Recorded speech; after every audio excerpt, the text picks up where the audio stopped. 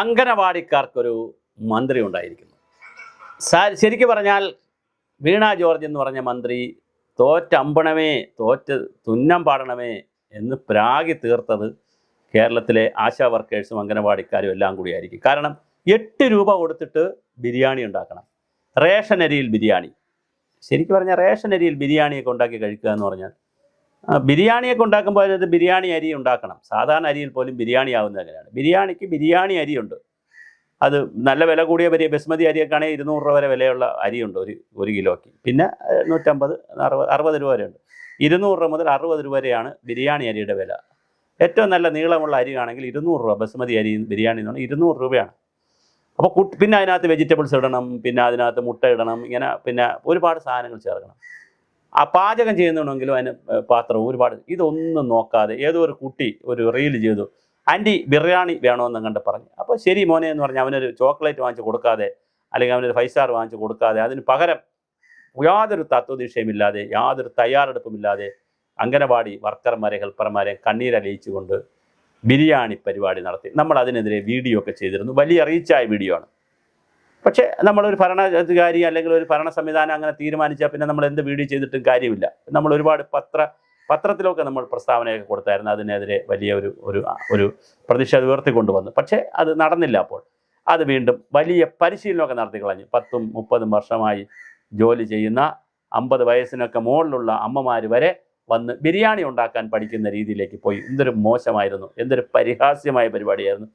എല്ലാ വീടുകളിൽ അവർ ചെറിയ പെൺകുട്ടികളൊക്കെ ആണെങ്കിൽ ചെറിയ പ്രായം മുതൽ 10-15 വയസ്സ് മുതൽ അടുക്കളയ്ക്ക് അറിയാൽ അവർ 50 വയസ്സാകുമ്പോൾ എന്തോരം ബിരിയാണി ഉണ്ടാക്കി കാണും. ചിക്കൻ ബിരിയാണി, മട്ടൻ ബിരിയാണി, എന്തൊരു ബിരിയാണി ഉണ്ടാക്കി കാണും. വെജിറ്റബിൾ ബിരിയാണി. ആ ബിരിയാണി ഉണ്ടാക്കുന്നവരെ അതിൻ്റെ പേരിൽ സംസ്ഥാനതല പരിശീലനം, ജില്ലാതല പരിശീലനം, പഞ്ചായത്തല പരിശീലനം, വാർഡ് തല പരിശീലനം, വീട് തല പരിശീലനം, അംഗനവാടി തല ലക്ഷങ്ങളാണ് പരിശീലനം അടിച്ചു പൊളിച്ചത്.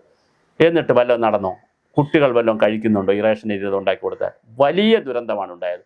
എന്തായാലും ആ ഒരു ദുരന്തത്തെ ഒഴിവാക്കാനാണ് സാധ്യതയുള്ളത്.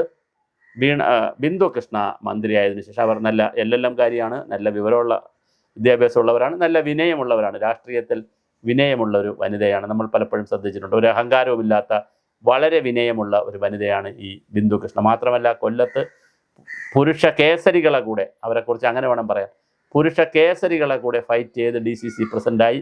അപൂർവം വനിതാ DCC പ്രസിഡന്റുമാരിൽ ഒരാളാണ്. 3 പ്രാവശ്യം മത്സരിച്ച് തോറ്റുപോയി. ശരിക്കും പറഞ്ഞാൽ അവർ ജയിക്കണമെന്ന് നമ്മളൊക്കെ ആഗ്രഹിച്ചിരുന്നു. കാരണം 3 പ്രാവശ്യം മത്സരിച്ച് തോറ്റ്. MP ആയി മത്സരിച്ച് ആറ്റിങ്ങൽ തോറ്റു, MLA ആയി തോറ്റു. അങ്ങനെ തോൽവി മാത്രം ഉണ്ടായിരുന്ന ഒരാളാണ്. പക്ഷേ ഭാഗ്യവശാൽ അവർ പ്രാവശ്യം ജയിച്ചു. മന്ത്രിയുമായി. വനിതാ ശിശുക്ഷേമ വകുപ്പാണ് കൊടുത്തത്. മനോഹരമായി അവരുടെ ഒരു പ്രസ്താവന വന്നു. 8 രൂപ കൊടുത്തിട്ട് ബിരിയാണി ഉണ്ടാക്കാൻ പറഞ്ഞാൽ അത് കയ്യടിക്ക് വേണ്ടി ചെയ്യുന്ന തള്ള് മാത്രമാണെന്നുള്ളൊരു പ്രസ്താവന വന്നിട്ടുണ്ട്. മനോഹരമാണ്. എനിക്ക് ബിന്ദു കൃഷ്ണ മിനിസ്റ്ററോട് പറയാനുള്ളത്, ഈ അംഗനവാടിയുമായി ബന്ധപ്പെടുത്തി നിരവധി കാര്യങ്ങളിൽ പഠിക്കാൻ അവസരം കിട്ടിയിട്ടുള്ള ആളാണ് ഞാൻ.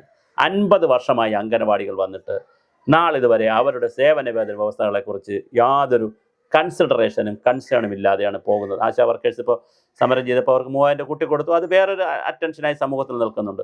എന്തായാലും അത്ര തീവ്രമായ സമരമൊന്നും അംഗനവാടിക്കാർക്ക് നടത്താൻ കഴിയില്ല. കാരണം അംഗനവാടിയൊക്കെ അടച്ചിട്ടിട്ട് വന്ന് അങ്ങനെ നടത്തുക എന്ന് പറയുന്നത് പ്രായോഗികമല്ല. കാരണം 10, 20, 30 കുട്ടികളാണ്. അങ്ങനെ അംഗനവാടി അടച്ചിട്ടിട്ട് ഒരു മാസം സമരത്തിന് വന്ന് അംഗനവാടിയിൽ അയക്കുന്ന കുട്ടികളെ അടുത്ത LKGയിലോ UKG പിള്ളേർ പാരലൽ കോളേജിലും LKGക്കാരും UKGക്കാരും പിടിച്ചുകൊണ്ട് പോകും. പിന്നെ അംഗനവാടി കുട്ടികൾ കാണത്തില്ല. അവർക്ക് അങ്ങനെ പറ്റുന്നതല്ല. 66,000 വരുന്ന സ്ത്രീകൾ, 33,000 വരുന്ന അംഗനവാടിയിൽ വർക്ക് ചെയ്യുന്ന 33,000 വർക്കർമാരും 33,000 ഹെൽപ്പർമാരുടെയും സേവന വേതന വ്യവസ്ഥകൾ വളരെ പരിതാപകരമാണ്. അത് സെൻട്രൽ ഗവൺമെൻറ് ഒരു സ്കീമും കൂടെയാണ് എന്നുള്ളത് കൊണ്ട് തന്നെ വലിയ പ്രശ്നമാണ്. എന്നാൽ അനുകൂലമായ ചില ഘടകങ്ങളുണ്ട്. അവർക്ക് ക്ഷേമനിധി പെൻഷൻ പറ്റുമ്പോൾ ഗൗരവമായ ഒരു തുക കൊടുക്കണം. അതുപോലെ പെൻഷൻ തുക ഒന്ന് കൂട്ടിക്കൊടുക്കാൻ പറ്റണം. അങ്ങനെ കൂട്ടിക്കൊടുക്കാൻ പറ്റിയില്ലെങ്കിൽ അവർ ക്ഷേമ പെൻഷനൂടെ വാങ്ങട്ടെ. തോമസ് ഐസക് ചെയ്തൊരു വലിയ ചതിയാണ്. ക്ഷേമ പെൻഷൻ വാങ്ങുന്നവർ മറ്റ് പെൻഷൻ വാങ്ങാൻ പാടില്ല, മറ്റ് പെൻഷൻ വാങ്ങുന്നവർ ക്ഷേമ പെൻഷൻ വാങ്ങാൻ പാടില്ല.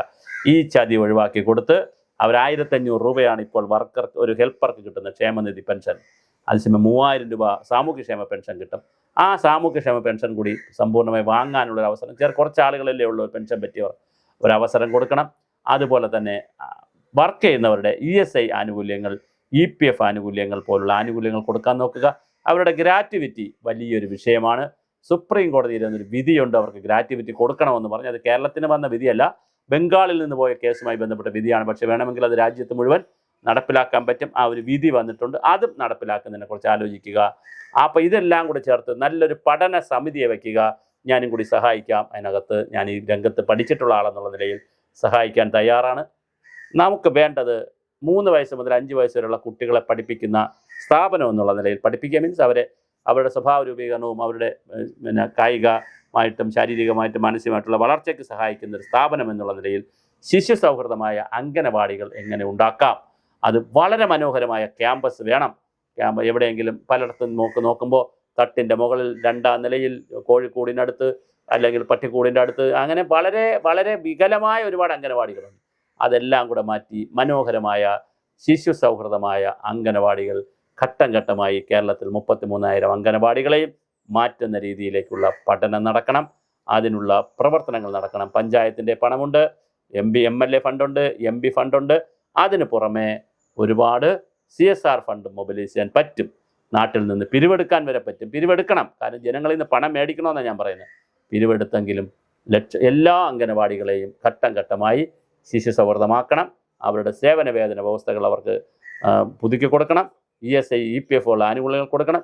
കഴിയുമെങ്കിൽ അവരെ ഒരു പേ സ്കെയിലിൽ അവരെ അപ്പോയിൻറ്റ് ചെയ്യാനുള്ള ഒരു അസിസ്റ്റൻ്റ് സ്കെയിലിൽ വർക്കർമാരെയും അടുത്തത് ക്ലാസ് 4 ജീവനക്കാരുടെ സ്കെയിലിൽ ഹെൽപ്പർമാരെയും വയ്ക്കാനുള്ള പേ സ്കെയിൽ കിട്ടിയാൽ അവർക്ക് ഈ പ്രശ്നമെല്ലാം പരിഹരിക്കാനുള്ള ശ്രമം എന്തെങ്കിലും നടത്താൻ പറ്റുമോ? ഇതിനകത്ത് കേന്ദ്ര ഗവൺമെൻറ്റിന് വലിയൊരു പങ്കുണ്ട്. ഇത് സുപ്രീം കോടതി തന്നെ പറഞ്ഞത്. ഇത് സ്കീം അല്ലല്ലോ. സ്കീം എന്ന് പറഞ്ഞാൽ എല്ലാ കാലത്തും ഉള്ളതിന് സ്കീം എന്നങ്ങനെ പറയാൻ പറ്റും. പ്രോഗ്രാം ഇതൊരു ഡിപ്പാർട്ട്മെൻറ്റ് പോലെ പോകുന്നതാണ്. അതുകൊണ്ട് വനിതാ ശിശുക്ഷേമ സമിതി കൃത്യമായി റീഡിസൈൻ ചെയ്ത് വനിതാ കമ്മീഷനും അതിൻ്റെ ക്ഷേമനിധി ബോർഡും ഒക്കെ കൊണ്ട് വളരെ കൃത്യമായി റീഡിസൈൻ ചെയ്ത് അതിനെ കൊണ്ടുപോകാനുള്ള ഒരു ശ്രമം നടത്തണമെന്നാണ് വളരെ സ്നേഹബുദ്ധിയ അഭ്യർത്ഥിക്കാനുള്ളത്. ഈ ക്ഷേമ ബോർഡിലും വളരെ കൃത്യമായി ആളുകളെ ഉൾപ്പെടുത്തി കൃത്യമായ പഠനം നടക്കട്ടെ. അങ്ങനെ പഠനം നടത്തി ശിശു സൗഹൃദമായ അംഗനവാടികൾ ഉണ്ടാക്കാനുള്ള മാസ്റ്റർ പ്ലാൻ കൃത്യമായി ബിന്ദു കൃഷ്ണ ചെയ്താൽ അത് ഈ കാലഘട്ടത്തിനോട് ചെയ്യുന്ന വലിയ നീതിയായിരിക്കും. എന്തായാലും താങ്കൾ ഇപ്പോൾ ഒരു വലിയ എന്ത് നടത്തിയിട്ടുണ്ട്, ഒരു ഒബ്സർവേഷൻ നടത്തിയിട്ടുണ്ട്. സൂക്ഷ്മതലത്തിലുള്ള ഒബ്സർവേഷനാണ്. 8 രൂപയുടെ ബിരിയാണി ചെറിയ കാര്യമാണെങ്കിലും നിങ്ങൾ വലിയ നിരീക്ഷണമാണ് നടത്തിയത്. തീർച്ചയായിട്ടും ഒരു ബിഗ് സല്യൂട്ട്. നമുക്ക് വീണ്ടും ഈ കാര്യങ്ങൾ നിങ്ങൾ ഭംഗിയായി ചെയ്യുക. എല്ലാ പിന്തുണയും ഞങ്ങളുണ്ടായിരിക്കും. നമ്മൾ ഒരുപാട് തലത്തിൽ ഈ വിഷയങ്ങൾ പൊതുസമൂഹത്തിൽ കൊണ്ടുവരാൻ ശ്രമിച്ചിട്ടുള്ളതാണ്. അതുകൊണ്ട് തന്നെ വീണ്ടും പറയുന്നു, കൃത്യമായി ശിശു സൗഹൃദമായ അംഗനവാടികൾ ഉണ്ടാകട്ടെ. അവരുടെ സേവന വേതന വ്യവസ്ഥകൾ കുറച്ചുകൂടി കാലാനുസൃതമായി പരിഷ്കരിക്കപ്പെടട്ടെ.